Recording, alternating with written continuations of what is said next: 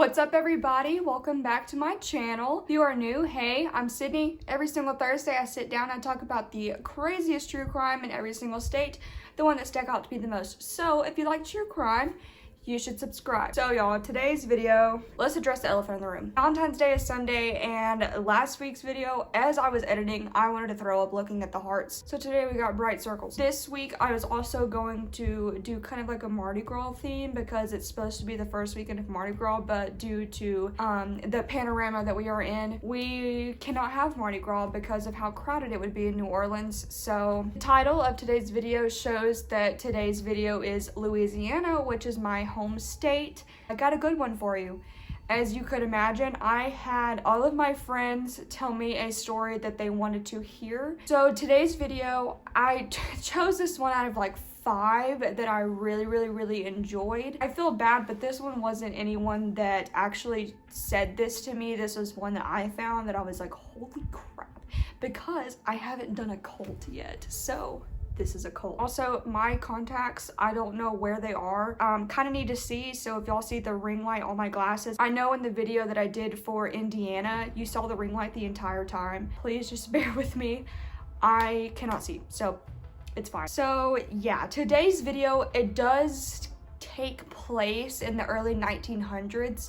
There's not going to be a lot of background when it comes to like people's like childhoods or whatever. It's gonna start kind of quickly. I will say that this video is gonna be very gruesome. This video focuses on one person in particular, even though there was multiple people involved. There's kind of like this ringleader, I guess you could say, or priestess, hint. Either way, it's focusing mainly on one person, and that is Clementine Barnabet. And this takes place in the early 1900s, so this is the Voodoo Murders from a cult led by Clementine Barnabet in Louisiana. Clementine Barnabet was born in St. Martinsville, Louisiana around 1894. Her parents' names were Raymond Barnabet and Nina Porter, and then she also had 3 brothers. That basically is all that you could basically say when it comes to the background of the family, except Raymond was abusive to all of the children that he had. So getting right into it very early. The family decided that they were going to move to Lafayette in 1909. So this was around the time that Clementine was about 15 to 17 years old. So right after, like really shortly after they moved to Lafayette, Raymond kind of became obsessed with this black religious group called the Church of Sacrifice. The main idea that this church, aka cult, had was that the way that you would achieve eternal life is if you killed a sinner. Christianity, we kind of focus on John 3:16, you know, for God so loved the world, that thing. These people decided, hey, in order for me to achieve eternal life, I'm gonna go stab that person over there, kill him, you know, Jesus will take me in. That is how these people thought. They believed, let me go kill some people, and that is how I'll get into heaven.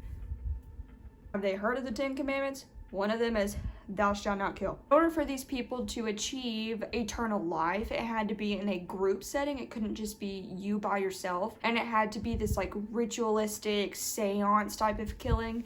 And they only targeted African-American families. Let me backtrack. The Barnabet family is also African-American, so it's not really a race type of thing. It is not like a hate crime in any way, but it is at the time before segregation and everything happened, so this wasn't a very racist time. So 1909 is when Clementine, Raymond, and then one of the brothers, his name was Zephyrin, they had joined the cult. By 1911, Clementine had somehow managed to work her way up to the highest priestess in the cult. So this was at the beginning of 1911. It said January, but in another article I read February, but it is in the year 1911. In one of the months at the beginning of 1911, the 3 members of the Barnabet family, along with some other members of the cult, decided that they were going to go to West Crowley, Louisiana, and this is whenever they were going to murder and butcher their first family. This is whenever they entered the Byers home, where Walter, his wife, and their 6-year-old son were sleeping, and this is whenever they butchered these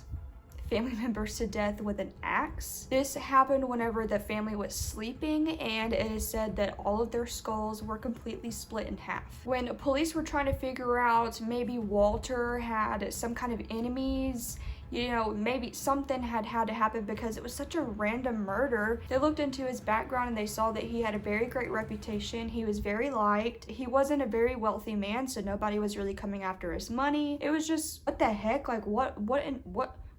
There was no motive that the police could find to have killed this poor family. It was such a random act, and then there was no evidence that the police could go off of, so this investigation had to sadly close with no arrest being made. The only evidence that police had to go off of was that there was a bloody bucket in the corner, and then there was also bloody footprints that were walked around the scene, so somebody must have entered and exit throughout the window. And then also the axe that was used to murder this poor family was left at the scene, and it was still bloody, and it was just perked up on the wall. This house was located in what at the time was called the colored quarter. This showed that it wasn't a race thing because this meant that the murderer was also African American. So less than a month later in Lafayette, Louisiana, on February 24th, the Church of Sacrifice decided that they were going to kill their next family, which I don't understand. It didn't really specify if you had to kill more than one. These people went crazy. You did not have to kill this many people. From my understanding, kill one, you're done. No, I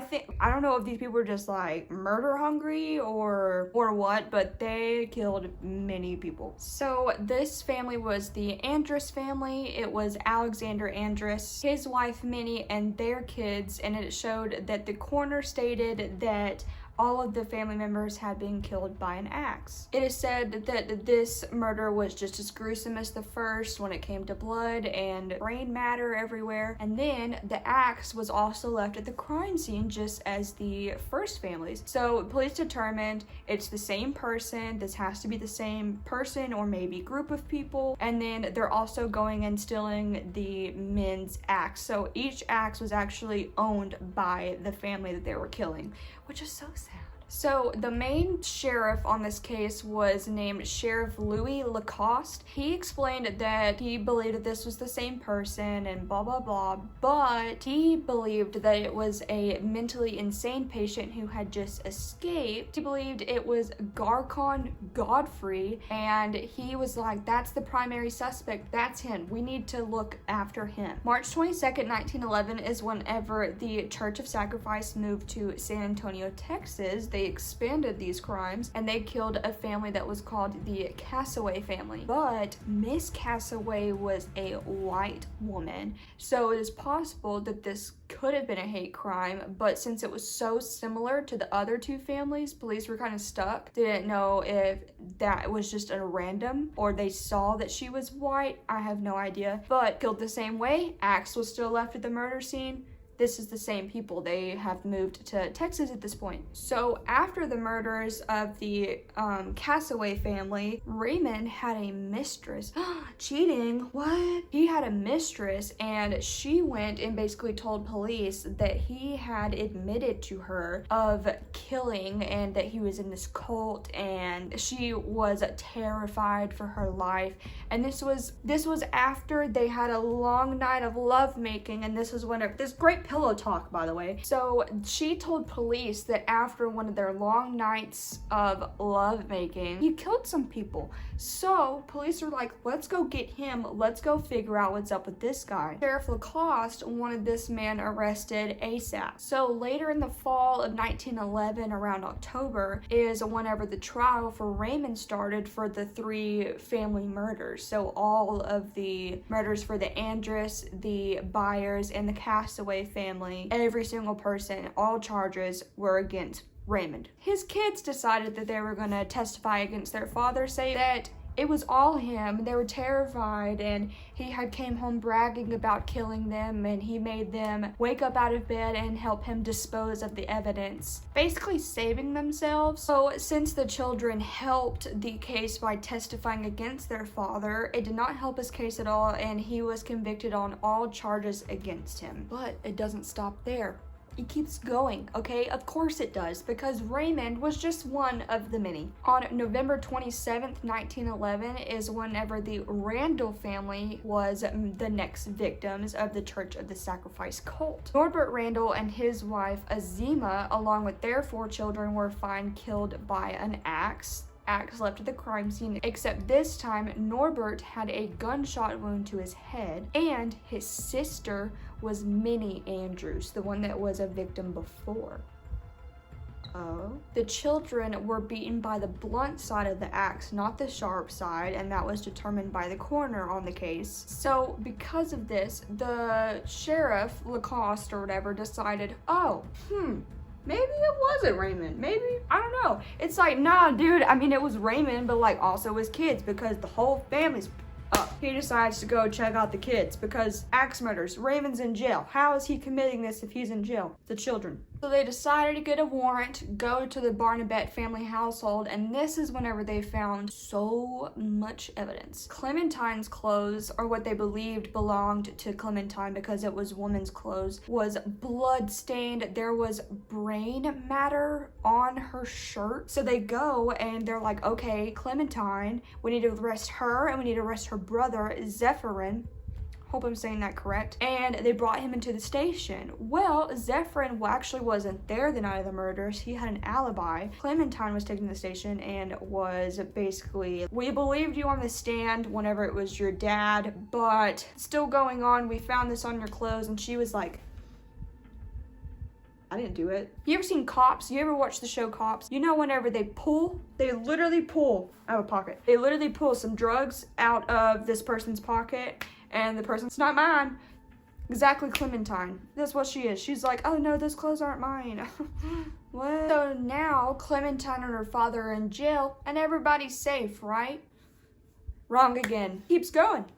In January of 1912, 3 more family murders took place, led by Zephyrin, the brother, and one of them happened to be the Broussard family. This family murder scene was different because all of the victims had wood placed in between their hands, and there was a handwritten message on the wall that was Psalm 9:12. When he maketh the inquisition for blood, he forgetteth not the cry of the humble. That was written on the wall. It doesn't say if it was in pencil or in blood, but it was on the wall. And the way it was signed was called, you know when you write a dash, blah, blah, blah, and you sign your name or whatever, you show that that's who it is. This said the human 5. This showed police.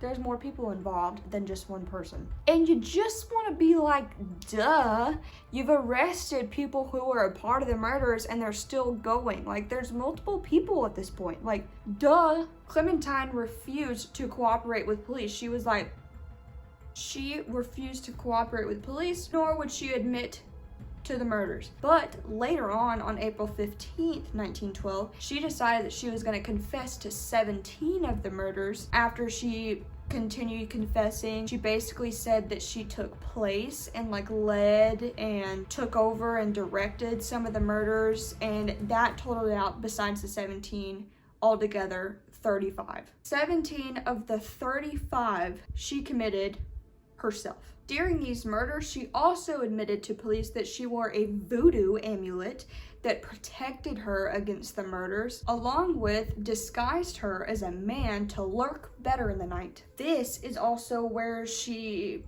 kind of revealed the Church of Sacrifice and explained that she was one of the highest priestess. I really hope I'm saying this right. But she was one of the highest in the cult, and when media and press got a hold of this, they lost their shit. One of the articles had said that Clementine admitted that she killed the children because she wished for them to not be orphans in the world.